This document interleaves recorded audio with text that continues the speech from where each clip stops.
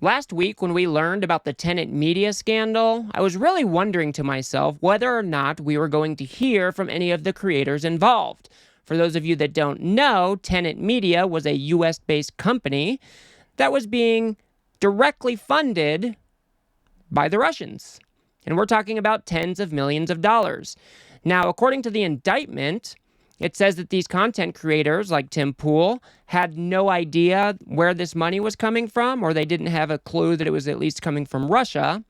So I was really wondering what their response would be. Would these people actually come out and talk about their involvement in Tenet Media? And for the most part, it's been pretty silent. We got some boilerplate statements posted on Twitter by Dave Rubin and Benny Johnson. I think Tim Pool posted one as well. Taylor Hansen tried to claim that YouTube banned him because of this, but that didn't turn out to be true. But the one person who has been speaking out about everything is Tim Pool. So I'll give him a little bit of credit for actually talking about Tenet Media, whereas the others seem to just want to move past it and forget about it. At least Tim Pool is actually kind of talking about it. So let's go ahead and listen to Tim Pool talking about how these licensing deals worked with Tenet Media and see what he had to say about all of that. For me, it was, we had an existing show that a new show we had launched, had been up for a few months. We hosted people like Vivek Ramaswamy on it. And we were preparing to engage in sponsorships. And, they were getting hundreds of thousands of views per episode. And we decided to license it out because Lauren contacted us and was saying, we'd love to license something from you. And I said, well, we don't need to do that. We're an independent company. We have our own members and sponsorships. And then it took quite a while, but long story short, we agreed to a non-exclusive broadcast license, which meant that we own the show. The show is owned by the Culture War Company, which is its own company. We own distribution rights. We own audio distribution rights, everything about it. They just effectively paid for a license, which would have it appear on their YouTube channel Friday mornings at 10 a.m. So remember what he says here, because it is important. He's basically describing that this was a show that he was already making, that they weren't providing any exclusivity to Tenet Media, which means he was just giving them permission to use it, essentially, and they could post it on their platform while he would still post it to his platform. So he's not doing any extra work to crank out these videos. These are videos that he's already doing. And then there's no exclusivity. So he still owns all of the copyright, all of the distribution rights and everything like that. He was just simply giving them permission to post on their platform. And that'll become more apparent as to why it's relevant here in a few minutes. But let's go ahead and listen to Tim Pool talk about whether or not there was any editorial control. Because one of the things that we learned in the indictment is that some of these Russian actors, Kalashnikov and Afanasyeva or whatever, would actually go into the Discord chats of some of these creators and ask them to cover certain stories, like the Tucker Carlson story of him fawning over a Russian grocery store. And so there was a few instances like that listed in the indictment. So let's go ahead and listen to Tim Pool about the editorial control over at his show. Nope. So I barely even talked to Lauren. And it's kind of crazy. I've known her for a long time. So when she said that she was launching a company, she had investors, I'm like, okay. I mean, I hear that 50 times a year. And in the podcast space, we just heard that I think Travis Kelce is getting a $100 million contract. Tim Pool is not Travis Kelce. But we'll continue. So these numbers that's where they're at. I think people don't realize how big the podcasting space is and the revenue that you generate from sponsorships and memberships. So it seemed kind of, mundane to a certain extent. A lot of people think these numbers are huge. Okay, so Tim Pool is just lying to you here. In no way is this deal that he just described to us anything like what Travis Kelce does or what Joe Rogan does. Those deals, you are providing content for the company. They have exclusivity rights to it, which means nobody else can post it. They probably earn all of the advertising revenue against those pieces of content, and so on and so forth. Tim Pool is not Travis Kelce. This deal looked nothing like the deals that he's trying to describe to you here. And he's trying to downplay this because he was making an absurd amount of money. According to the indictment, he was making $100,000 per video. That's $400,000 per month and almost $5 million per year for him to license 4 videos a month. So he's downplaying this here because I think Tim knows that these numbers are not market value. He knows that maybe he should have been a little bit more skeptical of why somebody was wanting to pay him so much money for such little content. Let's go ahead and listen to what Tim has to say about how the media is just mischaracterizing this whole thing. So, I mean, it's kind of crazy to hear that they're saying the media's jumped the gun completely on what the story is. The DOJ indictment literally says that commentators were deceived, that there was a rather sophisticated plan to manipulate the commentators of the platform so that they wouldn't know what was going on. And I can say on my end, you know, everything that happens here goes through our legal team, and we have multiple lawyers. So when Okay, Tim is correct.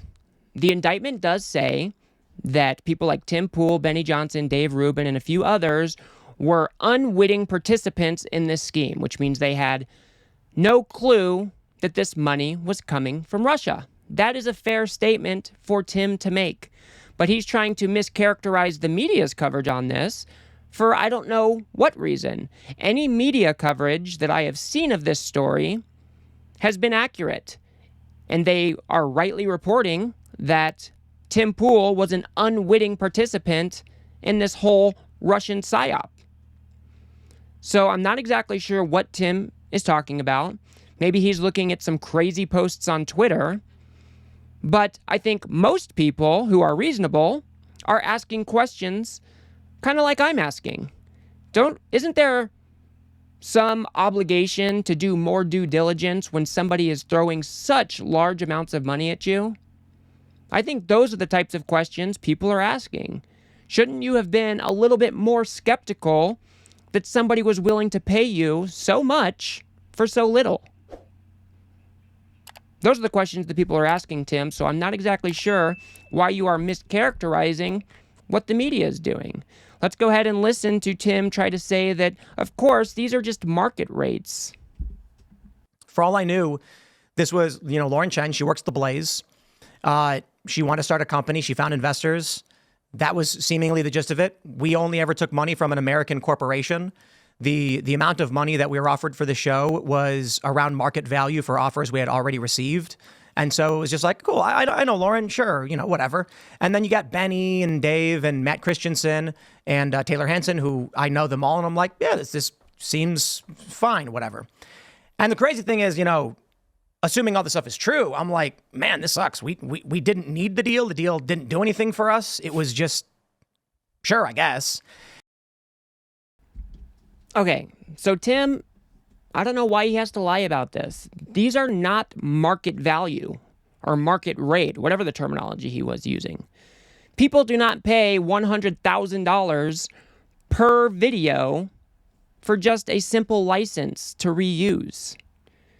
Again, Tim wasn't doing any extra work to produce these videos. These were videos that he would be creating anyways. I just don't know why he has to lie. Maybe he feels stupid that he didn't do more diligence. Maybe he knows that the money that he was making was pretty lush compared to any other deal in this space. So maybe he does know that maybe he should have tried to see if things were on the up and up before he started taking that money.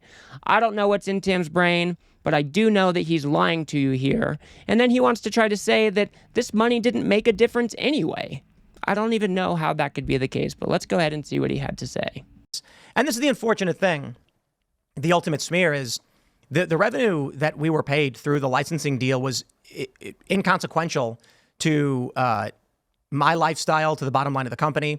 And we've actually never done anything with it. Like I would say, like, the overwhelming majority of the money is just not gone anywhere.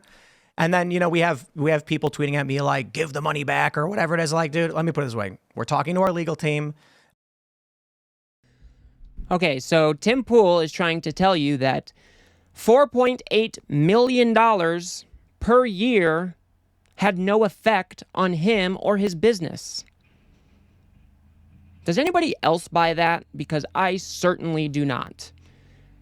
I would love to welcome in another $400,000 per month, even if I was running a business, especially if I was running a business like Tim Pool and Timcast. And I think he said the Culture War podcast is its own business. So he then tries to say that he's basically done nothing with this money. Should he consider returning that money? It seems to me that maybe the money could be returned to the U.S. government to help fight against these efforts. I don't know. That seems like a reasonable ask. If you're saying the money has gone nowhere and you've done nothing with it, why not give it back? Do you want to be known as the guy who is taking money from the Russians? I don't know. That's just me, though. I will give Tim Pool credit about one thing, and that is he said that he will work with the FBI if they need his assistance. Let's go ahead and listen to him on that really quick. I can say that I just announced I've been contacted by the FBI as a victim of a potential victim in a crime. They have stated that I may have information relevant to their ongoing investigation and requested a voluntary interview. So, engaging with counsel, we are going to provide assistance in whatever way we can, and that's about it. I mean. So I do give credit to Tim Pool for saying that he is willing to work with the FBI. I think that that is a good first step.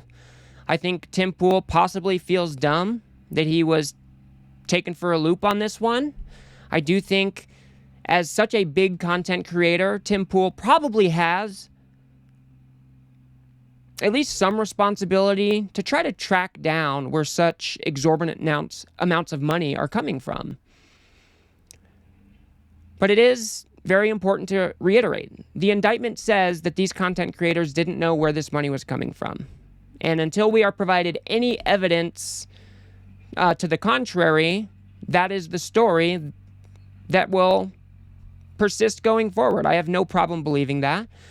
Hopefully, Tim Pool and these other creators will learn from this experience and maybe do a little bit more due diligence the next time somebody wants to shower them with money. But I'm not hearing any reflection in this conversation with Tim, which is quite disappointing. I would be asking myself, why would Russia want to pay me millions of dollars to spread their messages?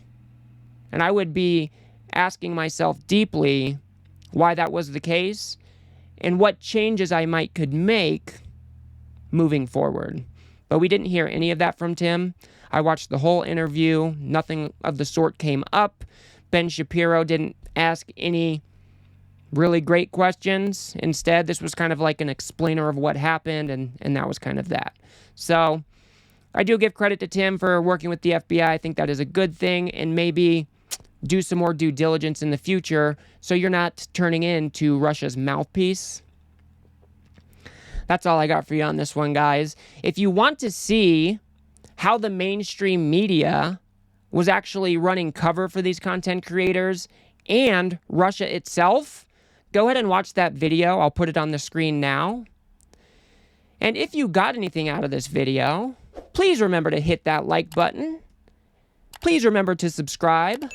I am a budding new content creator, and I would definitely love your support. But I will see you guys on the next one.